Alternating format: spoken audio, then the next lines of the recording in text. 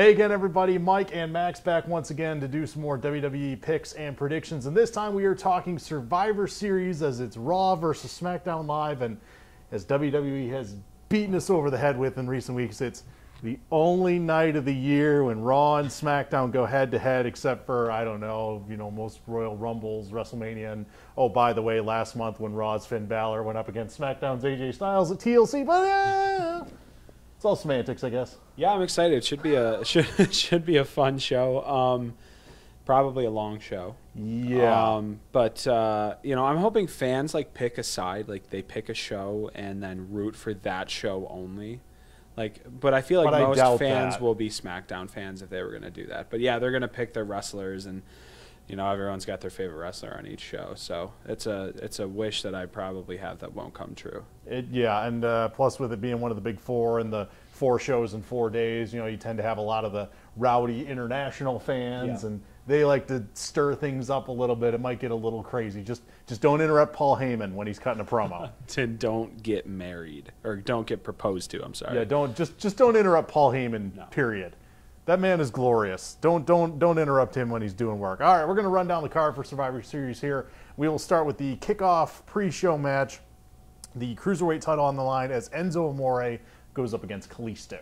I'm going to go Enzo Amore here just because he's Enzo Amore. We had talked before we started all of this about just the rundown of the show and everything, and I didn't know which match was on the pre-show, but guessed it was the Cruiserweights, and I think Mike said, the Cruiserweights should only be on the pre-show, and I agree. Generally been lately. Yeah, I've got Enzo retaining here, maybe by DQ. Drew Gulak has been sort of his associate in recent weeks. Maybe he gets involved.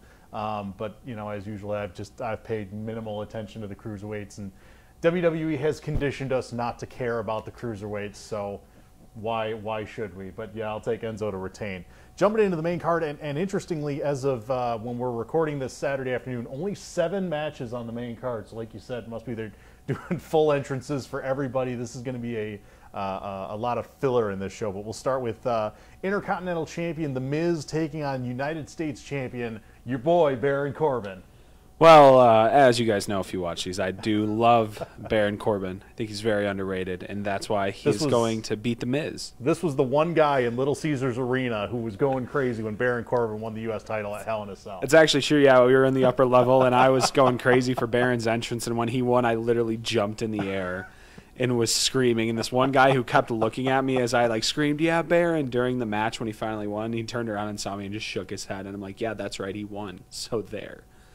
I'm not a Baron Corbin fan, but for some reason I think he's going to win this match. So I'm going to take Baron Corbin. I think this could be something where Bo Dallas and Curtis Axel maybe try and get involved, and maybe they get ejected from ringside. But this is the kind of match where you're not really giving the fans much to root for. I mean, I know you can't make every match either face versus face or face versus heel, but I don't know. This match just isn't doing much for me, but I do have Baron winning. And they're trying to do this whole build on social media too thing, they're tweeting at each other, and it's 2017, so that's how wrestling matches work now too. They're going to do the build on social media. Sure. If only social media existed during the Attitude Era, that'd be God, that would be so fun. You could have conversations for days about that.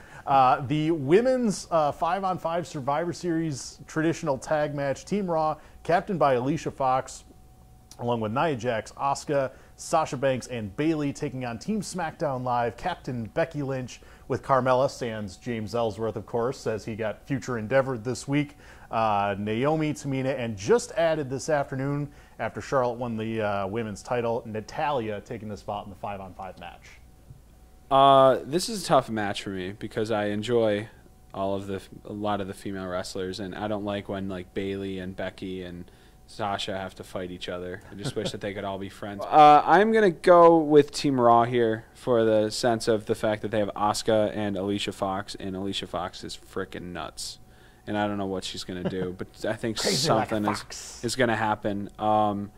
So I'm going to go, if Charlotte were on SmackDown, I think I would go with SmackDown, but she's got her own match. So I'm going to go Team Raw here for the women. Yeah, I'm also going to go Team Raw here. I think they've been pushing so hard with this whole Alicia Fox is crazy and she's unpredictable, and it almost wouldn't shock me at this point if Alicia Fox is the sole survivor in this match. Yeah. which, hey, you know, good for her. She's been in the company long enough. It's nice to see her get a little bit of a push, get a T-shirt finally. Yep. They're finally doing something with her. She is a former champion. I mean, it's been 7 years, but she is a former champion. So it is nice that they're finally doing something with her. But it should be a good match. And speaking of the women's matches, we do get into the champion versus champion women's match. Alexa Bliss taking on Charlotte, who, of course, just won the title on SmackDown this past week.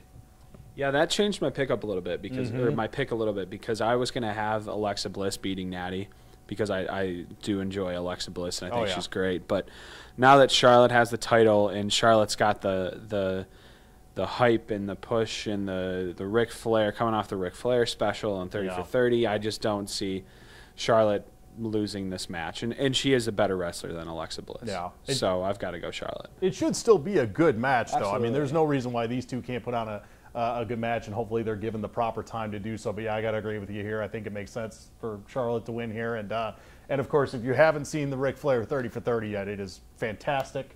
Every bit as good as you'd think it would be. It's really, really well done. Rory Karpf has done a number of excellent 30 for 30s in that series. Yeah, you know, it was a lot more sad than I thought it was going to be. Yeah. But there's some humor in there, too. Yeah, absolutely. And I think it's kind of just, and it was very straightforward. I mean, that's how his life was. And I think Ric Flair realized that. And that's kind of, I would say that's what made it sad. But still a great watch, another great 30 for 30. Yeah, and of course, interesting that they shot everything before he had his health scares in recent months. And glad to see him doing better now. And of course, making an appearance on SmackDown this past week. Yep. Always good to see him. Who knows? Maybe he'll show up in Houston. We'll see. That's true. We'll see. Moving on to The Shield versus The New Day. I don't know if The Shield's going to wear their little half and half T-shirts they showed up with on Raw, but that just I groaned out loud when I saw that. I love those half and half T-shirts for the sense of like they look so professionally done, and I'm curious as to how they actually make them so professionally done. I mean, I know they have.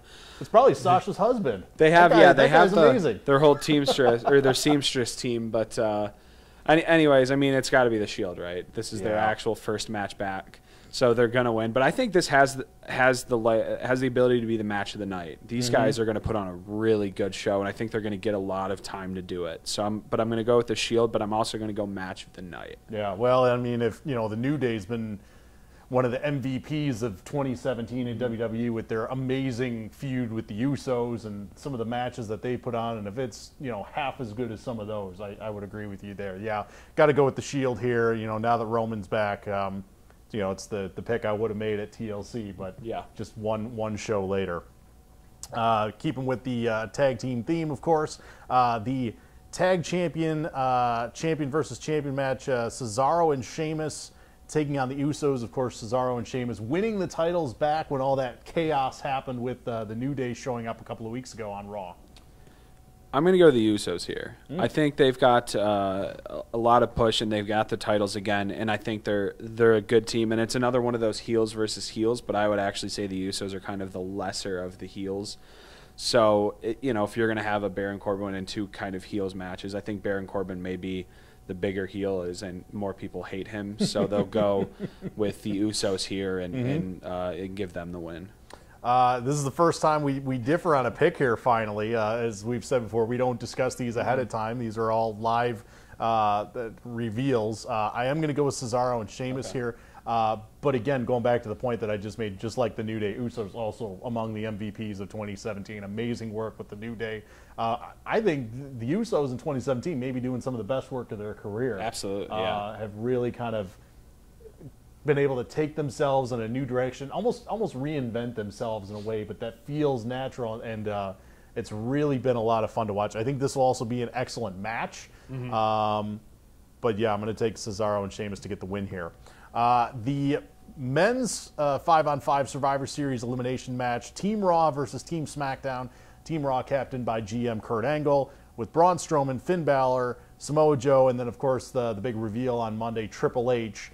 Which, a bit of irony there. Stephanie said it's not the 90s anymore, but lo and behold, here's Triple H in the match, taking on Team SmackDown, captained by GM Shane McMahon, Randy Orton, Bobby Roode, Shinsuke Nakamura, and then their big reveal this week, John Cena as the 5th member. I'm going to go Team SmackDown here, just because I think Team Raw is going to win the women's match, and I don't think they're going to give either side the favor in both Survivor Series matches. But can we talk about, is this a grandpa match? Because who is the youngest guy in these matches. I mean, is it Finn? Maybe Finn Balor. Is he at like maybe Braun Strowman at Finn Balor, Braun Strowman, maybe. But I believe everybody is over 30 at least, in multiple like 36 and above. Like these are Joe's in that category. You've got Joe, you've got Cena, you've got Triple H. Kurt Angle, Shane McMahon. I mean, these are some older guys compared to the rest of the roster. Still going to be a good match. I mean, age has nothing to do with it, but it's just funny. Like Stephanie saying it's not the 90s anymore, but I'm sure a lot of these guys were wrestling in the late 90s. Yeah, and I got to go with Team SmackDown here as well. The rumors, ever since Kurt Angle was cleared to wrestle again, the rumors of an Angle Triple H match at WrestleMania are on fire. So I'm wondering if maybe that'll spark something here. If Team SmackDown wins, there's fallout with Angle, Stephanie McMahon, Triple H. Maybe Angle gets fired as Raw GM, and the seeds get planted for a WrestleMania match. And so we'll see where it goes from here. Yeah, I mean, we're going to start seeing some of these WrestleMania seeds get planted. I think you kind of forget that it's the end of November, and we've got probably 4 or 5 months until Mania. So they're going to, with only one big show left in the Royal Rumble until Mania. So they're going to have to start planting these seeds at some point for these long, drawn-out WrestleMania feuds. Going to be interesting to see what happens with the likes of, just as kind of a side note here, guys like Kevin Owens and Sami Zayn who aren't currently on the card, if maybe they get involved in some way, or there were the rumors of them getting sent home from the European tour for whatever reason you want to believe. We'll see if they show up at all and get involved. Or maybe if they throw in bonus matches depending on how the show is going. But as of this recording, Saturday afternoon, guys like them are not on the card. And then finally, the main event, Universal Champion Brock Lesnar taking on WWE Champion AJ Styles, who was finally able to hinder Jinder. And I'm sure we'll see a rematch between those two down the road, especially with WWE going to India in December. But in the meantime, this is heck of a matchup here. Yeah, it definitely became a match that I care about a lot more than I had zero care about Brock Lesnar versus Jinder Mahal. So, and thankfully, I think they realized that. Yeah, and they did. WWE made the right decision. Yeah. I'm going to go Brock Lesnar here. Okay. I mean, he's Brock Lesnar. And I love AJ Styles, but you know what? I think I'm gonna have a little fun with AJ Styles' theme song right now. I think Brock Lesnar is gonna be the one that is man enough to break that redneck. Oh. So. Okay. Okay. If you want to go with theme song, I don't want none of that. Yes. I'm gonna go AJ Styles here because it's not a title match. Okay. I think if this was a title match, then I would say Brock, but I think that's the out if Brock loses, is that it's not a title match. He's not, if he loses, he doesn't lose the title. He stays strong. He goes on vacation until the Royal Rumble or whatever, and he'll come back. But, I don't think he would lose much by losing. And I think it'd be a huge boost for AJ Styles, especially after just winning the championship, moving forward, especially if he does retain against Jinder, and then to set him up for whoever his next challenger might be, whether it's whomever. There's a lot of interesting matches, different directions you could go with SmackDown moving forward with Styles as champion, but should be fun. I don't know if it'll be a long match. I don't think so either. Especially like if they're gonna be getting close to midnight, even maybe after midnight, like they may be cutting some time there and just maybe getting over it. But by the way, that whole theme song thing, not planned, that just happened. Oh, so yeah. I think we need to do that more often. There's a user on Twitter. There's a GIF of a dancing otter that kind of moves in time. And no, they don't want no. They always post it every time they that. It's just so I always think of that when his music hits. But yeah, so we've got largely the same predictions here. Just going back and recapping the picks, mostly the same, except for the tag champions match, I've got Cesaro and Sheamus. Max has the Usos, and then of course the main event, Max taking Brock Lesnar. I'm going to take AJ Styles. But I almost going back to your initial point, I don't really feel any kind of loyalty to either Raw or SmackDown. I'm going to root for the people I want to root for, and I just kind of on a match-by-match basis. I don't think the fans are buying into this whole brand loyalty thing. I mean, you've got fans at Raw cheering when the SmackDown guys show up, and vice versa. And a lot of it just feels forced. It's like the old bragging rights pay-per-view. Yeah, and it's not really teams either. Like, that's No. the thing, is like they're individual people who work for a brand, whereas they're not teams. So I think I'm with you. That was really a stupid point that I made at the beginning. So if you've made it this far, forgive me for that. I'm also excited for, I just got an email about an hour ago, WWE 365. Yes. Kevin Owens immediately after my gosh, Survivor yes. Series. So that's going to be great. I know you and I are big KO fans. Yeah, and I'm wondering if because they had released a clip the day of Hell in a Cell where they were following him around. He was driving through downtown Detroit, heading to Little Caesars Arena, and getting ready for the Hell in a Cell match. And that was how they framed it initially, but I'm wondering if that's going to be part of that. But I love the concept. I mean, the 24 series has been really good. And it's almost like, it seems like if it's an expanded version. I love it that they're following him for an entire year. And I think KO has been you look at everything he's done in 2017 from, teaming with Chris Jericho and the Festival of Friendship and all this stuff since then, and Sami Zayn, and I think it's going to be really, really interesting. And I think he's a good one to do that with. It's going to be a good Sunday night for wrestling fans, and tonight with NXT too. Just another good weekend. Yeah, NXT, of course, bringing back War Games on Saturday night, a little modified from the old WCW version. They're bringing back a lot of these old WCW things. They're doing Starrcade in either November or December. But yeah, trying to drum up a little bit of that nostalgia here. Yeah. So there you go. So that's our picks and predictions and thoughts on Survivor Series and a few other things moving forward. And then we will come back and do this in a few weeks for Clash of Champions in December, which I believe is the last pay-per-view for 2017. And we'll do that then. So until next time, he's Max, I'm Mike, and we'll see you later.